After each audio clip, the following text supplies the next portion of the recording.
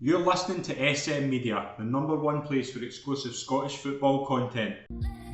You have the heart of a giant, show it. You got the pride of a lion, roaring. Maybe you need big love, you don't need to give up. 'Cause something real is waiting there for you. You've been flying solo, now it's time to let go. The only thing that's left for you to do. Hi folks, and welcome to the latest episode of the SM Media Scottish Women's Football Show. I'm Scott McPike. It's an absolute pleasure to be your host as always. We've got a really good panel this week. Delighted to be joined by from the Anyone's Game podcast, Kenny Boag. Kenny, welcome to the show. It's a pleasure to have you on. Thank you very much, Scott. Oh, brilliant to have you on, and we're delighted to be joined as well by Robbie Hanratty. Robbie, welcome on. It's a pleasure. Good to be here. Thank you very much. Brilliant. It's good to have you on. We're going to have a fascinating weekend, obviously, all over the four leagues, and we've got some European competition to talk about as well. We'll start with the European action. Rangers are into the second round of the Champions League, a 4-0 win away to PAOK Salonika in Greece. Kenny, massive result for Rangers and obviously the Scottish game, just to have a team in the Champions League, and obviously Glasgow City getting out of the way during the week.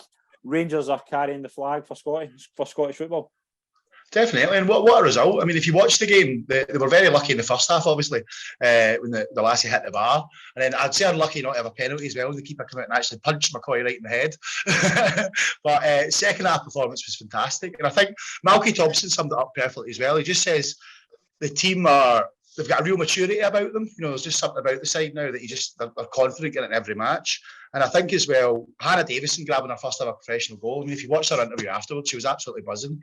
And like you say, it's good for Scottish football. Hopefully we get a favourable draw in the next round and we can actually make it into the group stage. Yeah, and I hope as well, we should get the home leg should be played at Ibrox. I'm advocating that. Why not? Get as many fans in as possible.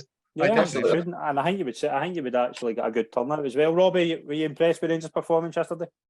Yeah, absolutely. I thought that was a statement result, especially after it's the first European campaign in the club's history. Beat Ferencváros obviously during the week 3-1 to set up that tie against PAOK. And I thought it would be a trickier game than it turned out to be. And I think it just proves that Rangers are no mugs at all this season. Obviously, they won the SWPL 1 title last season for the first time. And it looks like they've got to kick on. They've made a lot of great transfers. And they're through to round 2. And there's no reason now, I feel, that they can't get to the group stages and actually have a really good European run, because they've got the strength and depth to do so. And if money comes in from that, it could even get stronger.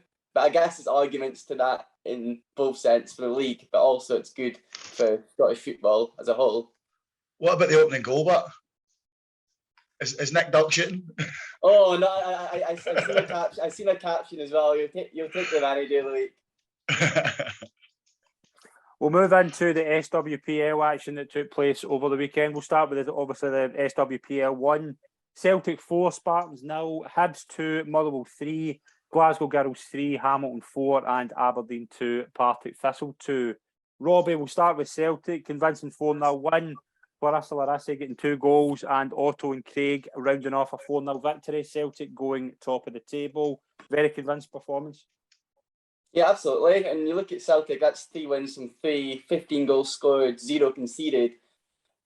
Got to say, Fernand Alonso's side, they ended last season on a high by winning the Cup double, the first in their history, and now they've started the season in great form. And I know Spartans haven't started the season great themselves, but to go through that game, score 4 goals, especially I questioned Celtic this season losing Charlie Wellings, where the goals would come from. So the fact that goals are being spread around the team, and the other side, they've lost players, Jodie Bartle, I think they lost, and they're still managing to keep clean sheets. So it's positive around Parkhead as well, just like it is at Ibrox at the moment for the women's side.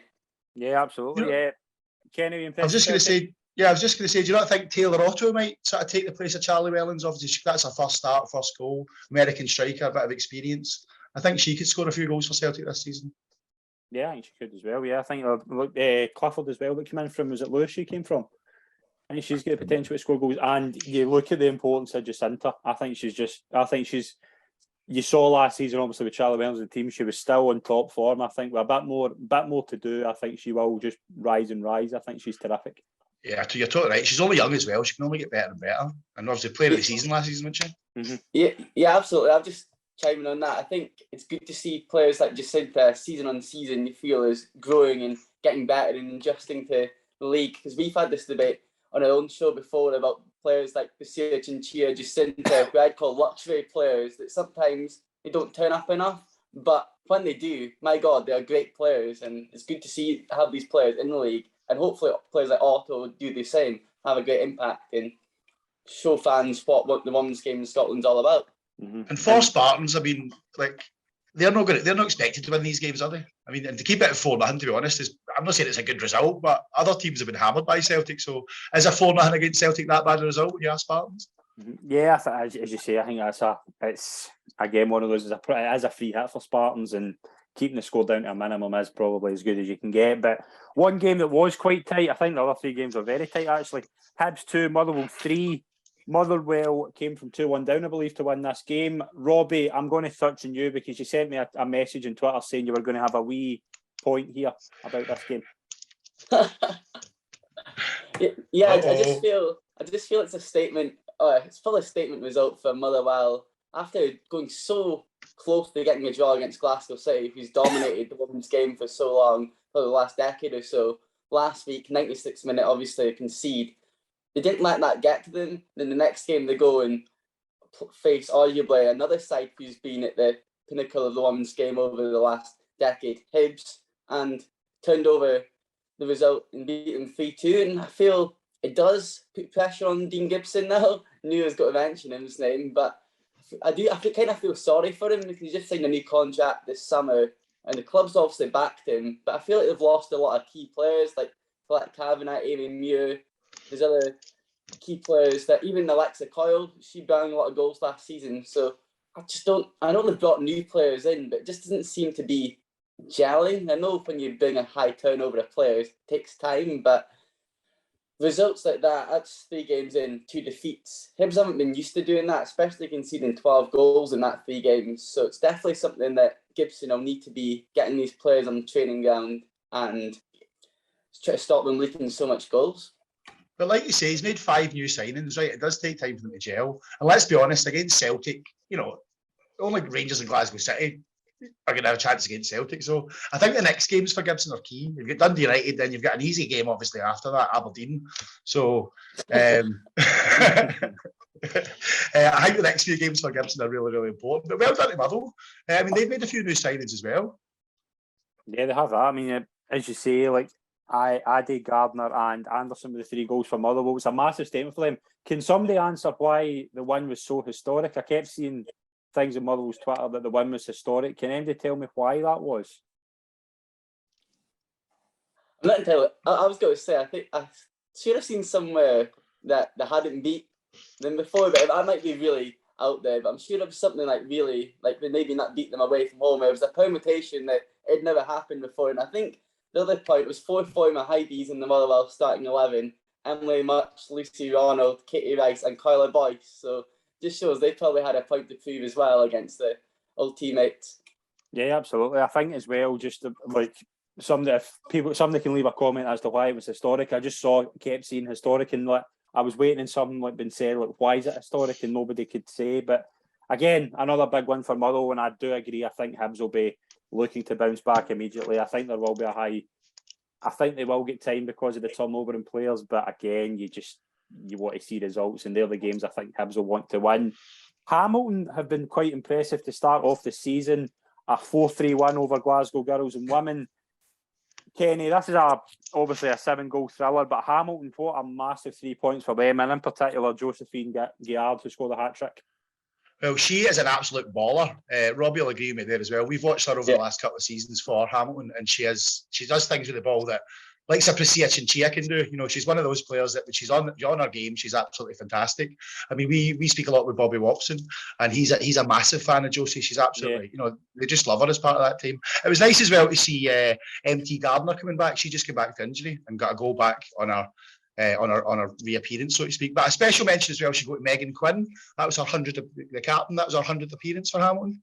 She made her debut at 15. She's come all the way through the youth team reserves into the first team. And we've had Megan Quinn on our podcast a few times. So well done, Megan, make your 100th appearance and obviously getting that victory as well. Yeah, definitely. Couldn't agree more. Robbie, is there obviously Hamilton getting the big 3 points, but Glasgow women, it was a massive kind of boost for them, I think, scoring 3 goals. Obviously, they didn't get the win, but Shelley Campbell getting 2 goals. I think they'll be hoping that they can kind of kick on from that, even though it was a defeat.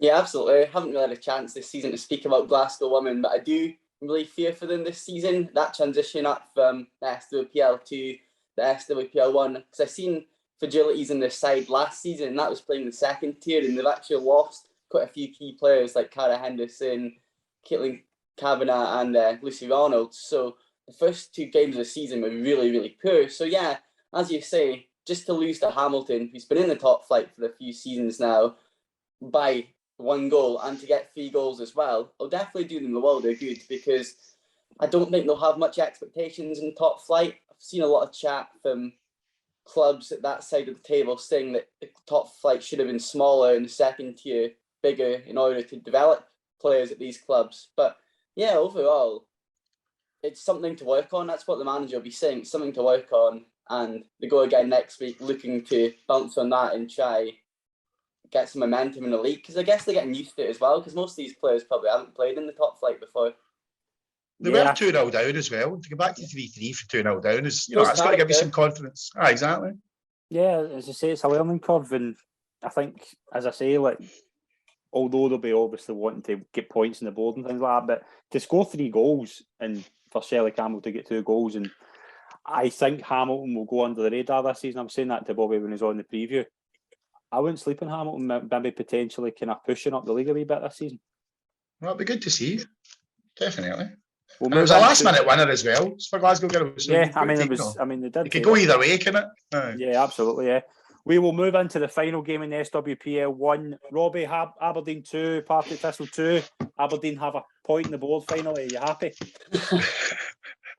Yeah, it's in my opinion, it's been a bit interesting, the close season for Aberdeen Women, because the first season I got involved in women's football, they won the SWPL 2 and got ahead of myself watching them in that division. They've got that front three of Eva Thompson, Fran Ogilvie and Bailey Hutchison, who I think is absolutely superb when they click. There's a lot of talent there, but last season I thought consolidating themselves well, but this summer they haven't recruited well at all, and I know they won't like me saying that because I know they've, I guess, progressed youngsters to the side, but you can see that so far this season. It looks so frail in defence. Like, Partick are no mugs, and a draw against Partick's not terrible, but just some of the goals they have been conceding, they're missing like experience. They lost Kelly Forrest and Carrie Doig, 2 experienced defenders in the summer, and replaced them by like 16, 17, 18-year-olds.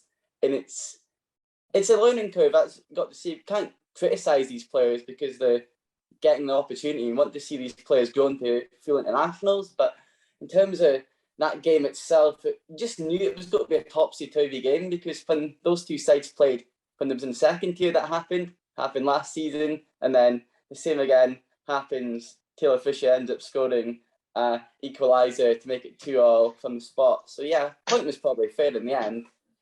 That's Fisher's first goal for Partick as well, so well done, huh? Kenny, was that result kind of written in the stars? I think if you'd done a predictor at the start of the weekend, I think that would have been a game I would have put as a draw. I was going for a draw for that game as well. Yeah, we were talking about it, not on any podcast end, but me and Robbie were talking about obviously the games coming up over the weekend, and I think we both expected that to be a draw, didn't we, Robbie? Yeah, absolutely. Because even looking at the Aberdeen team, there's Finney and Chris, they both got starts from who weren't involved last season. And even on the bench, there's so many new names. So I think overall, this early stage of the season, you're going to see teams take a bit of time to adapt and players adapt. So I was going to say you might get some unpredictable results, but that one, as we say, was probably the most predictable of the weekend. Yeah, I think it's 2 teams that will be obviously glad to get a point on the board, but they'll be hoping to kick on for it as well. SWPL 2, I'll run through the results. Montrose 5, East Fife 1. Boroughmuir 3, Queen's Park 1, Kilmarnock 2, Gartcairn 3, and Stirling 1, St Johnstone 3. 8 teams all scored. Both teams to score. Person's bookmaker's dream. We'll start with Montrose. I've been very impressed with the start of Montrose. I didn't know much about them going into the season, but Kenny, Stacey McFadden with a hat trick. They look really solid. East Fife, I don't think. Obviously, they'll be hoping to get a win on the board quickly, but Montrose have started well, and that's another big result. No, definitely. I mean, they're sitting second in the table on 7 points. So, Robbie, he's the man for Montrose. He predicted Montrose to fly high this season. But like you said, I think, unfortunately for East Fife, and if any East Fifers are listening, I can only apologise.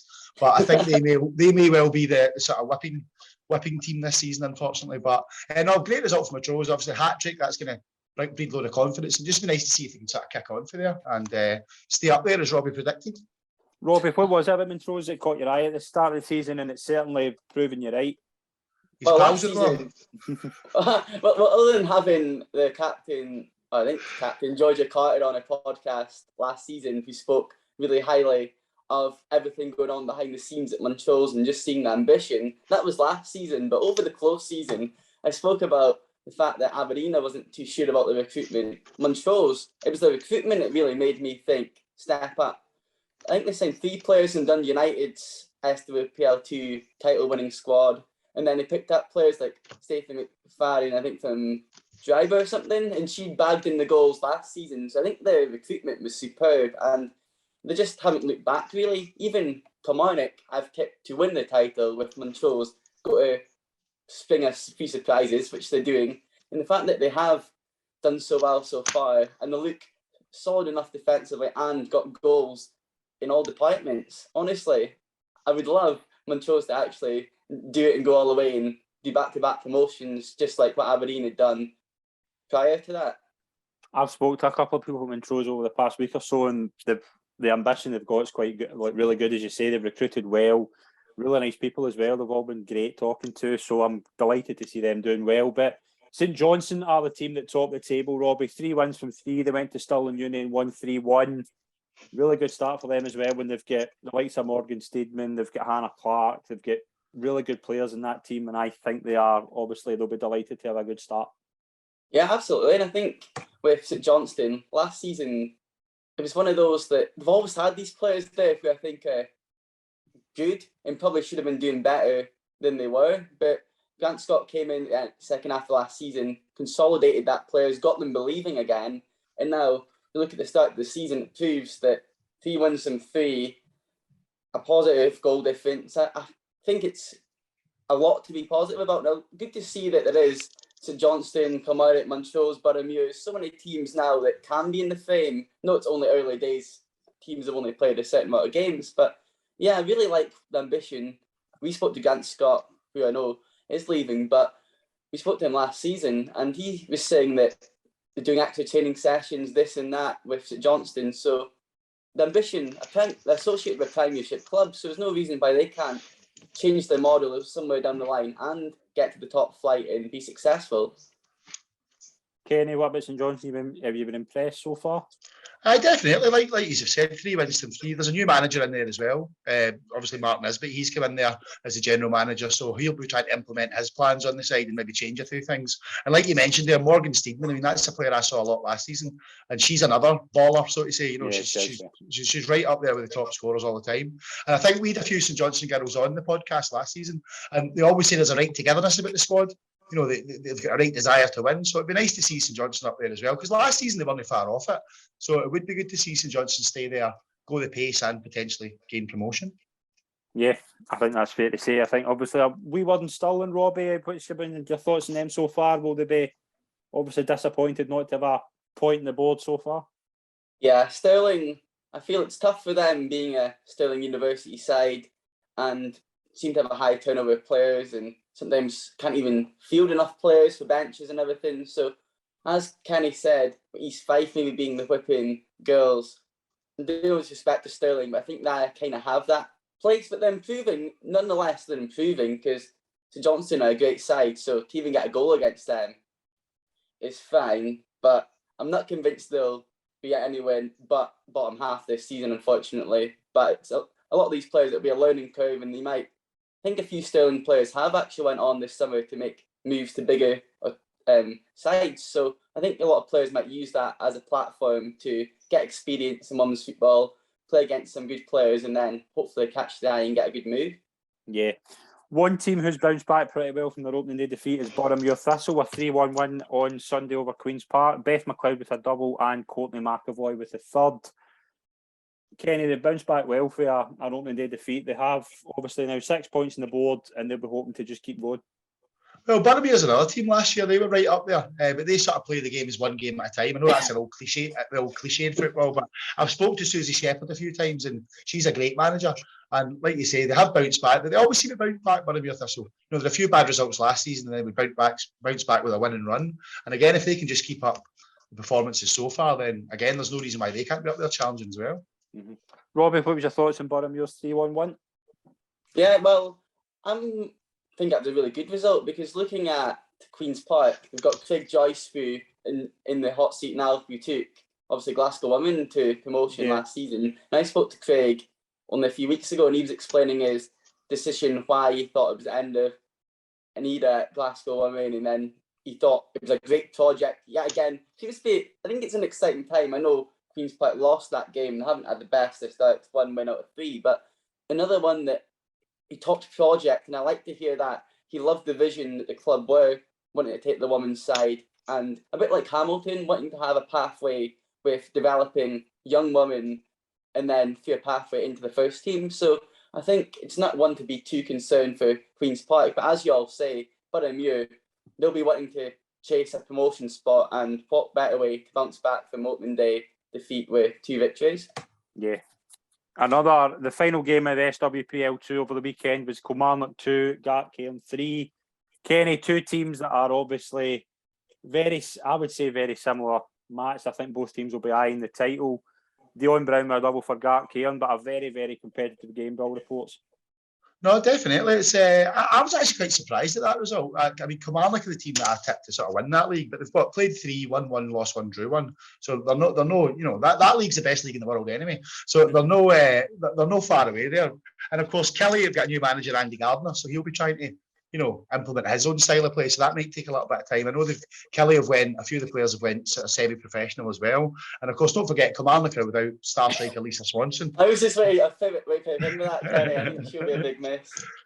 She definitely. But Gartcairn as well. I mean, they've signed Dion Brown, who was a big player at Partick Thistle for a number of seasons. And obviously she'll add that bit of experience up front. And there's no reason, like you say, why Gartcairn can't keep going and push for promotion. I was actually, again, I was shocked at that result, but it's surprising to see, and it's good as well for the league, because it gives us a bit more competition, so to speak, and it would be nice to see if Gartcairn, like Robbie was saying about Montrose, if Gartcairn can do a double promotion as well. That'd be absolutely fantastic to see. Robbie, did that result come as a surprise to you? Yeah, absolutely. I don't know. Maybe it's like you saying didn't know too much about Montrose. I know Gartcairn obviously flew and won the Scottish Championship South title last season, but I didn't fancy them as title contenders by any means. I thought they'd maybe be trying to go into the top half and consolidate in the first season. I know Dion Brown thought it was a good experience signing to make, but that result really shocked me, because Kilmarnock do seem to be put players, as Kenny said, on contracts. They've got that core of players as well. I know, as you say, Shelley Campbell had moved, but they've got a core of players that's been there 2-3 seasons, and players that has quality in that Kilmarnock side. I always say that. I said that last season. It frustrated me because some of the games they lost, they didn't deserve to lose. But yeah, I think Gartcairn, it can only be good for the league to have an early, in my opinion, shock, because it might kick some Kilmarnock up the backside to maybe recruit or do something differently, and could be a good title race this season. As Kenny, I think, alludes to. I love SWPL 2 more than SWPL 1. Just so unpredictable. There's not really any runaway scorelines every week. I think you've got at least 5 teams that can win that title. I 100% agree. I mean, and I would say they're probably the top 5 at the moment. St Johnstone, Montrose, Boroughmuir, Gartcairn and Kelly. And again, there's not much separating them. I know, I mean, you're only 3 games in. So what? I mean, St Johnstone are 5 points ahead of Kelly? That can come back. They still to play each other. Yeah, so, I think Lisa Swanson's a massive miss for Kelly. Yeah. Well, I know how disappointed she is to be injured, but you say, I think she's pivotal to that. I think there's a real togetherness in that Kilmarnock squad, and I think she's kind of at the thick of it. So I think she'll be a tough match. But Gartcairn, again, I know, obviously, knowing a few people in the men's team, I know the facilities they've got there, and I know they're ambitious to try and get up that league. And I spoke to somebody there at the club during the week, and that's what they're saying. They said, we want to be in SWPL 1. So, again, that's if they want to do that, you need to go to places like Kilmarnock and Boroughmuir and the likes of St Johnstone and win games, and that's what, again, they can't ask for any more than that. But like you are saying, that is brilliant for the league, having two teams promoted who are expecting to get promoted again. I mean, that's absolutely fantastic. That's what you want as well. You don't want them just to be in Buchanan fodder, and that's, again, it's making the league more competitive. And I agree. I think this league is far more. We spoke about it last week. This league should be on the highlight show, in my opinion. We should totally. This league. So, as Lisa Swanson asks for every week on Twitter, please let the highlight show be shown. It should be the SWPL too, because there's a lot of quality there as well, and a lot of probably showcase the game, in my opinion, better than a lot of people have a wrong opinion of women's football, especially now you're seeing results as 13-14-0. Whereas you don't really see that at all. And again, you want competitiveness, and it's 4 games, and it's an 8-team league. It's 4 games, and I imagine for an extra half hour a week, I think a lot of people would be delighted to get that, definitely. to watch that and tune in. But again, great advert for women's football over the week. I love when all 8 teams score in a league, because I think it just gives that a bit of balance. But into the SWF, we'll start with the Championship. Now, if you want to talk about a competitive league, there is 8 teams in this league after 2 games. And they all have a point in the board, and no team's won 2 games. Now, if that's not a competitive league, I don't know what is. Unbelievable, really. It's unbelievable, again, and you just look at some of the results. Livingston 3, Renfrew 2, Hutchison Vale 4, Inverness 3, Rossvale 4, Morton 0, Ayr 2, Dryborough 1. Kenny, what was your result of the weekend? What caught your eye in that league? I'm going to say Livy beating Renfrew 3-2, because Renfrew were a team I watched last season, and they were very impressive. They played BSC Glasgow, which, again, I'm not saying, no offence to BSC Glasgow, but they're not as a high standard as Renfrew. But I know Renfrew have made a few new signings, and I was very surprised for them to go away to Livy and get beat 3-2. Robbie, what's your result of the weekend? Well, I actually was going to say the same, but I'm going to actually cheat here. I'm going to cheat here and say Livingston, the result of the weekend is actually for Scottish women's football for that league, because Livingston women tweeted that they got a crowd of over 300 fans to that game, and I think that is really good to be seeing for the third tier of Scottish women's football. It actually caught me back when I seen it. Yeah, absolutely. We'll just run through some of the games at the goal scorers in that. Livingston, a double for Shannon Mulligan. Hutchison Vale scored 4 against Inverness. Inverness have scored 8 goals and lost 8 in 2 games. I think that's unbelievable. That's brilliant. Rossvale, obviously, they were bouncing back for that 5-4 defeat. They won 4-0. Jamie McQuillan getting 2. She scored 2 the week before. Top scorer in the league, I think.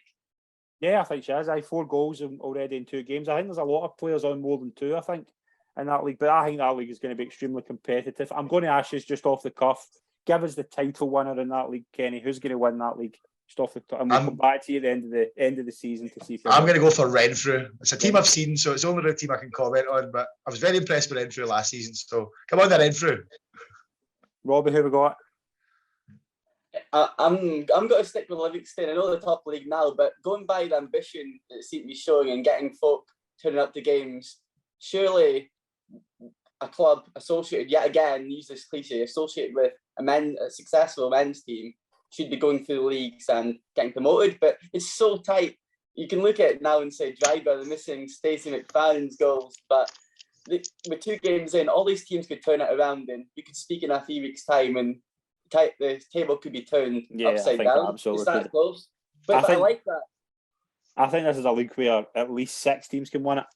Like, I'm looking at it and I think Dryborough and Morton, I think, are the 2 teams I think that will be, I don't know if they'll be title contenders, but I certainly think all other 6 could be. Again, Morton beat Ayr 4-0 and then lose 4-0 to Rossvale. So there's that edge of weirdness about it, but there's also that level of competitiveness. I don't think Ayr, I think knowing people at Ayr, I think that result will be a really poor one for them. I think they'll be desperate to get it. Obviously, they got a win in the board, 2-1. They scored a really late goal against Dryborough as well. I know the setup down there. friendly with a few people there. I know how ambitious they are, so I would keep an eye on Ayr this season. But final league we'll talk about is SWF League One. 31 goals in 6 games. It's been goals in that league. I'll just run through some of the results.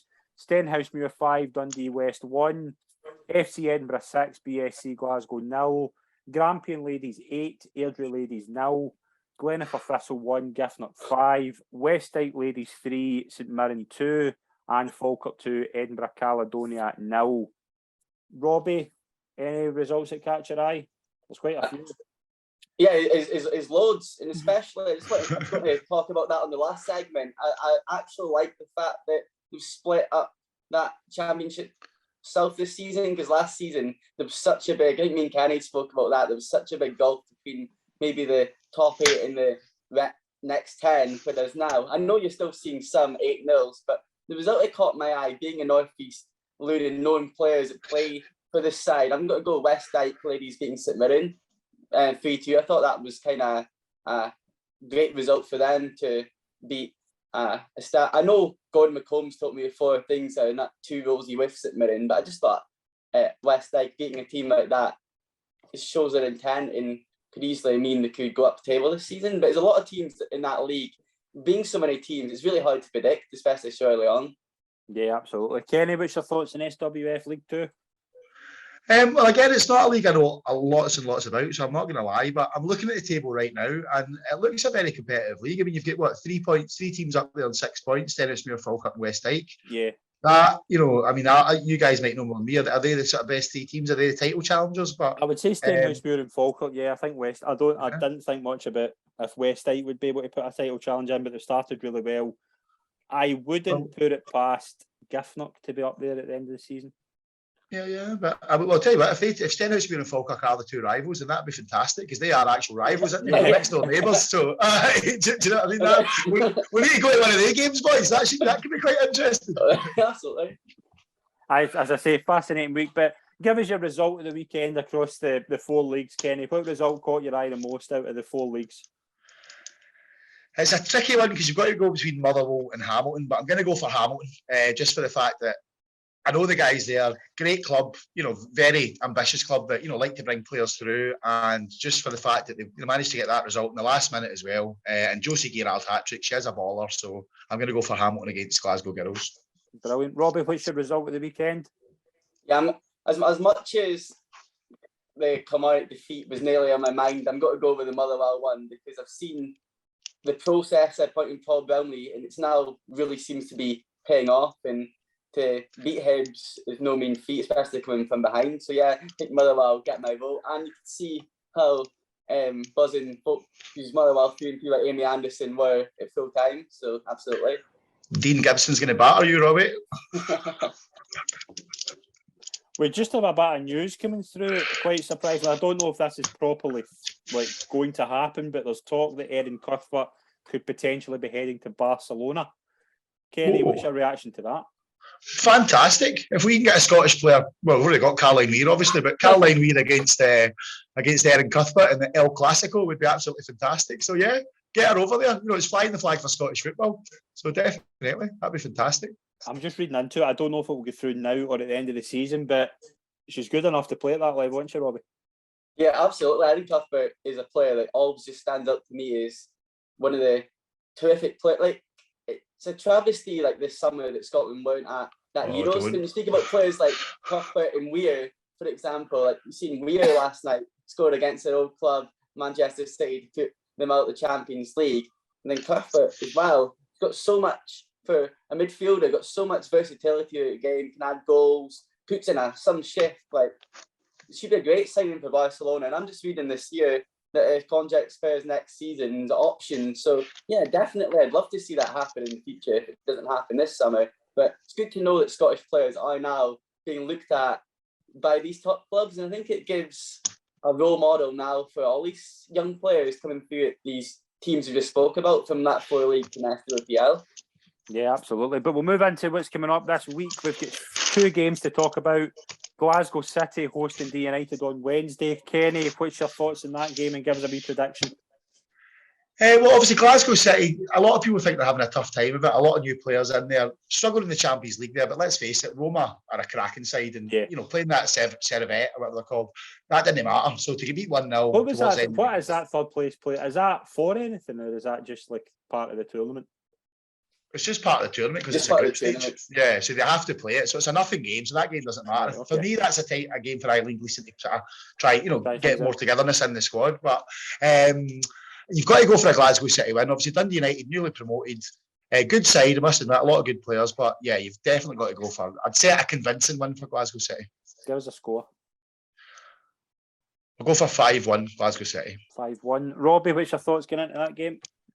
Yeah, Glasgow City, I was a bit critical of them on the Anyone's Game podcast during the week because I'm not just saying this because I'm still unsure of Gleeson's tactics in that cup final defeat at the end of last season, but I'm just unconvinced by what's going on there, in a sense. That I know Roma are a very good side, but just basic errors. And as Kenny said, they made a lot of changes to the team. You look at that, it'll take a bit of time to settle in. But looking at that Dundee United game, I don't think it'll be as convincing as you think, because I would have thought the Motherwell game was convincing and they only win by a goal. So I think they'll win, but I think it'll be maybe like 2-3-1. I'll go 3-1 because they should have quality and they should have that fire in their bellies to prove people wrong. Because if players do listen to podcasts like this and hear folk like me criticising them, they probably would want to get back. And I think Glasgow City have got quality players like still there, like Claire Shine, who's been there for years. She can chip in the goals and everything. And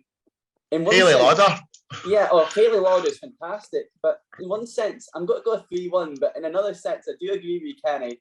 Dundee United could get on the backlash of Glasgow City's anger from going out the Champions League as well. But I'll stick with my 3-1, and I just hope Dundee United can put a good result in, because I just don't like these really high-scoring games, because I get it tight from people for promoting women's football. We've said it already, but it's a free hit for Dundee United. I mean, playing any of the top three in SWPL one's a free hit, isn't it? You go out there, enjoy yourself, maybe learn for the game, and then move on. Yeah. We'll move into Rangers versus Hearts. Rangers obviously in a really good run to start off the season. I think they've scored, 30 goals in 5 games? I think that right? Something like that, yeah. Kenny, too many to count. Aye, will they keep that going? Will they keep that going on Wednesday? Unfortunately for Hearts, I can't see any other thing happening than that. I mean, it'd be interesting to see, obviously, Emma Brownlee and Kyra Grant move from Rangers to Hearts, and Hearts are trying to build a side. They're putting players on contracts, and they are looking to move forward. But again, I can't see anything but a Rangers victory, unfortunately, and a high Rangers victory. If I was going to predict that one, I'd go for 7 or 8-0. Unfortunately, sorry Hearts, but that's what I'm predicting anyway. Robbie, do you think it'll be as high as that? Yeah, unfortunately, I'll use the word rampant Rangers. That's what they have been. The fact that they didn't even start Lizzie Arnott during the week. Players like Brogan Hay, they've just got so much strength and depth.